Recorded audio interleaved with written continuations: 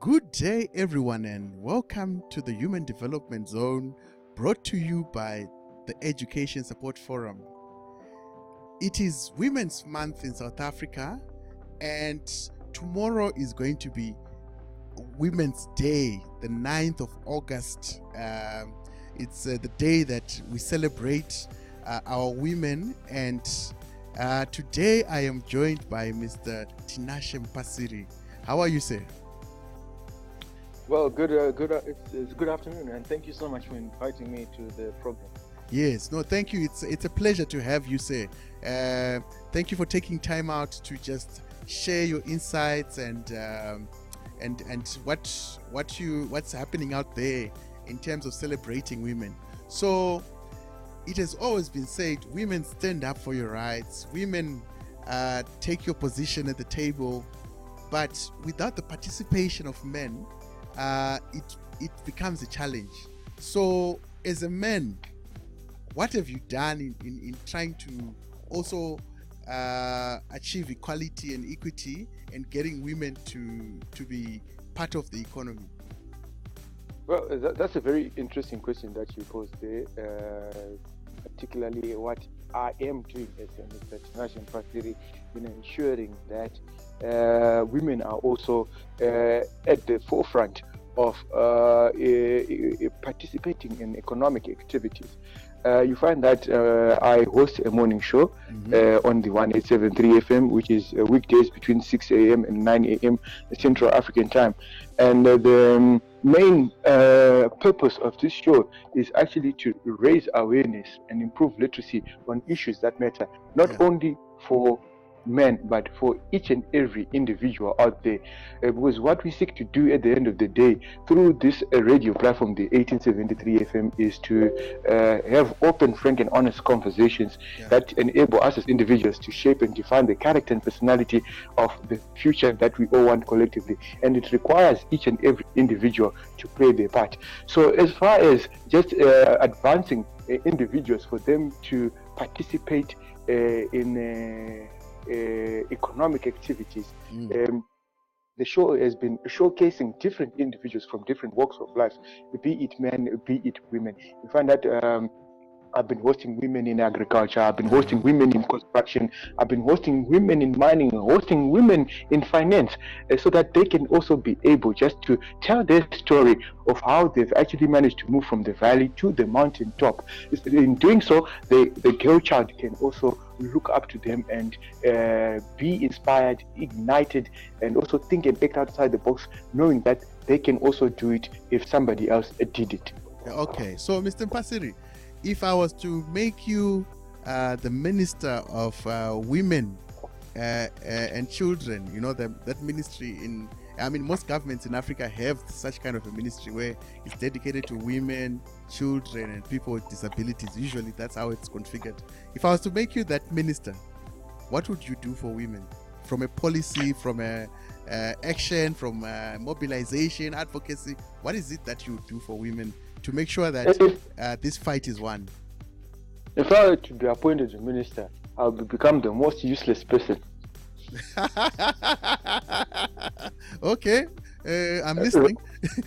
right now, without being a minister, I'm actually more useful because I'm more accessible. The moment I become a minister, I'm less accessible, because there will be those individuals who surround me, who will protect me from reaching out to other people or other people reaching out to me. So I realized that I actually have a greater impact to just being myself and being able to meet people, different people, without being without a whole schedule, being told that you need to be there, you need to go there, you need to meet so and so. I just want to be able to just by living my life, working on my dish, pulling my wagon, just to inspire others and get ahead in life. And by doing whatever I'm doing, others will also, if it's good, and if it is making a positive impact in other people's life, people will also follow suit. Okay, since you ran away from my question and gave a clever answer in your own direction, I'll rephrase my question. Does policy help in advancing women empowerment issues or empowerment issues in general? Can can that drive real change on the ground? Well, that's a very fundamental question that you raised, Mr. Zopo. Because when you look at it, at the end of the day, there are so many policies that have been actually crafted. On paper, they look so good, but when it comes to practicality, there's nothing that is actually happening at all. So when you talk about change is actually as a result of an individual investing in the change that they want to see. So you can't craft a policy for someone to actually encourage them to make use of their time and also to combine their effort to realize an output. It's up to the individual. Individuals by nature are aspirational, and as long as one is hungry, they'll always work towards feeding themselves and ensuring that they are satisfied. Okay, so in your own assessment, right? If I understand you, you're saying we don't need things like UN Women, we don't need the Ministry of Women because it's an individual thing. Is that what you're saying? That's exactly what I'm saying. We don't need all those ministries. Why do we need all those ministries? After all men are created equal. And when I say all men, I'm referring to mankind. They are endowed by the Creator with certain unalienable rights: the right to life, the right to liberty, and pursuit of happiness. So the individual is the driver of change. But yes, I know the individual is the driver of change, but at a macro scale, right? For example, at institutions like your AU, United Nations, and all these other multilateral institutions, we can't all go there as individuals. We need representatives who we delegate our power to say, you go out there and make sure that the rights of women are put at the center. Make sure that our aspirations as individuals are heard and are tabled in these forums, because at the end of the day, we are 1.2 billion people in Africa, and we can't all be in Ethiopia, Addis Ababa. Yes, we're doing what we're doing, but structure and governance and all that has to be in place in order to achieve these things. What do you think? Yes. I mean, of course, we cannot all be in Addis, and there's no need for us to actually be all in Addis. In those communities where we happen to be, if I happen to be in Rivonia, that's where I have to make an impact within the community of Rivonia. Yes. So, of course, we need to be organized as individuals in order for us to secure the kind of future that we want. Okay, so when you are implementing whatever it is that you're implementing where you are, what's guiding you? What guides me? Yes. Firstly, it all goes back to the values that bring us together within that community. That's what ought to be a guide for me, basically. The values. It's all about values. And those values, right? Those values, aren't they embodied by our representatives in these different forums to say, if we are a constituency and we believe in entrepreneurship, then we appoint someone or elect someone who represents those values to be able to stand for us in parliament or any of those structures. That's not an element of administration, basically. Yes. But yes, it's just a matter of administration that we have a system, we have a way of getting things done. Yeah. But yes, but it all boils down to those individuals being able to come together, being able to negotiate with each other, and coming to a common understanding or a shared understanding that this is the direction in which we are headed into. And this is how we are going to go about it. And they appoint that individual who ensure that at the end of the day, they can be able to speak. So Mr. Mpasiri, do you believe in the rule of law? What I'm getting here is that Mr. Mpasiri, you love chaos. What you're saying that everyone, let them do what they're doing uninhibited, let everybody be a free spirit. We make our own rules as we go. And as you know, values differ. My values are not necessarily your values. So that's it. Yes. So But do you believe in the rule of law? I'll go back to the issue of where we're saying a shared or common understanding, and where we ought to negotiate with each other as individuals. I firmly believe in the rule of law, and where there's rule of law, there's always order, where people actually negotiate. The people have a common or shared understanding. People negotiate, and they come to that commonality that this is how we are going to go about it.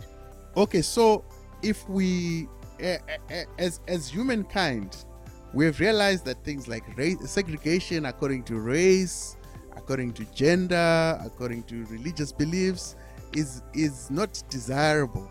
And we're saying, okay, let us work hard to try and get everybody to be equal. So that's why we're celebrating Women's Month. That's why we're celebrating Women's Day tomorrow. And we're saying we have self-organized. We have come to the conclusion that we need a representative in parliament. We need a ministry. We need policies that will guide us to achieve these values that we have. So are you saying that that is not good enough? Well, it's not good enough, to be honest, to just have that individual who represents us in parliament or National Assembly.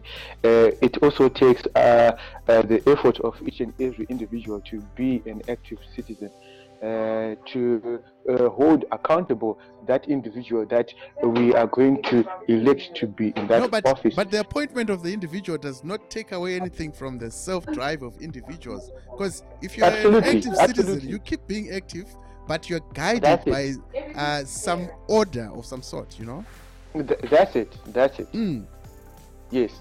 So okay. So in your individual capacity, what are you doing to celebrate this Women's Month? I've been encouraging conversations with women on the 1873 FM platform, so that they just tell their story, just to share their personal experiences and also insights, and how best we can be able to collaborate together in exchanging ideas, so that in doing so we can move from one point to the next point, from one level to the next level, to a higher level. I mean, for instance, yesterday I was there's some noise in the background, some noise in the background. So yes, let me just ensure that the noise is lowered a bit.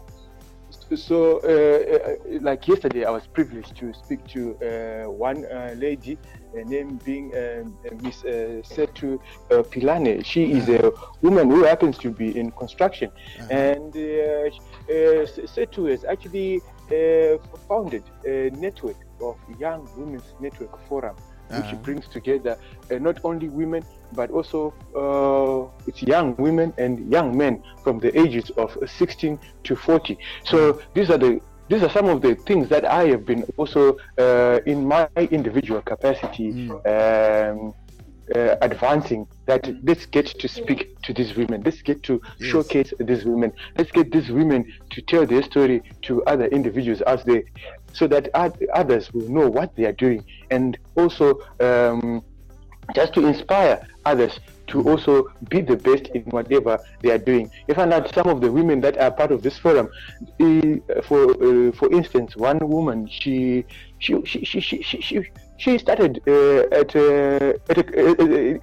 in a clerical position in a company, but today she happens to be a businesswoman. She happens to be administering her own construction company.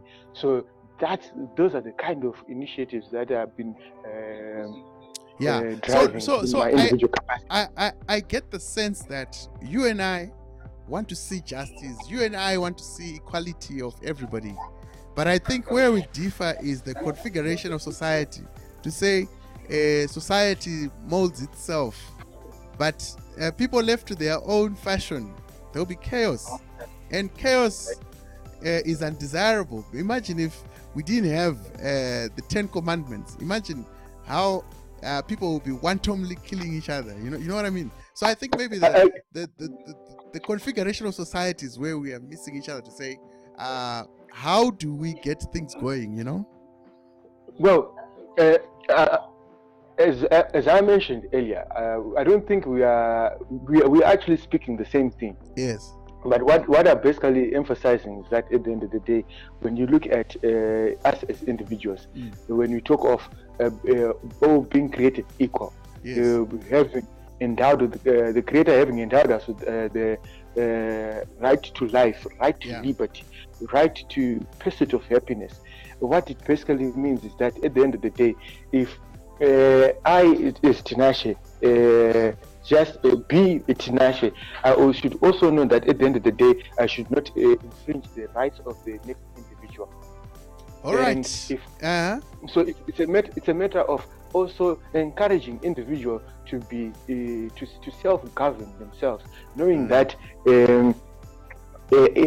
if I step on someone's toe, they are going to be hurt, and I also don't want someone to step on my toe, so I wouldn't do that which another individual I wouldn't do to someone else what I wouldn't want them to do to me. Nice. So it's the golden rule. Yes, the golden rule. No, thank you very much, Mr. Tinashe Mpasiri. Thank you for your insights, and thank you for telling us your wagon that you're carrying, right? You're carrying your own wagon and you're contributing. Yeah, I'm pulling my own wagon. Oh, pulling it, not carrying it. Pulling it, yes. Yes. No, thank you very much, and please keep doing the good work and getting as many women onto your show as possible so that they can tell their stories, and the world out there knows that, you know what, we are all just flesh and blood, and we are here to try and be the best we can be. So thank you very much, Mr. Mpasiri. Thank you, and happy Women's Day to all the women out there. Sure. And to the men, let's salute these women in our lives. Yes. All right. Thank you. Okay. Goodbye for now. Okay. Bye.